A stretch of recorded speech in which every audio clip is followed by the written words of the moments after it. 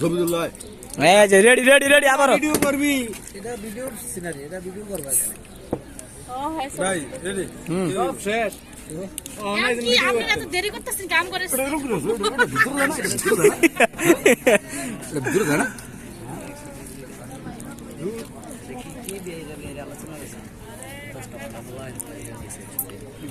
এ খায়া দাও সব খালি গেলেছে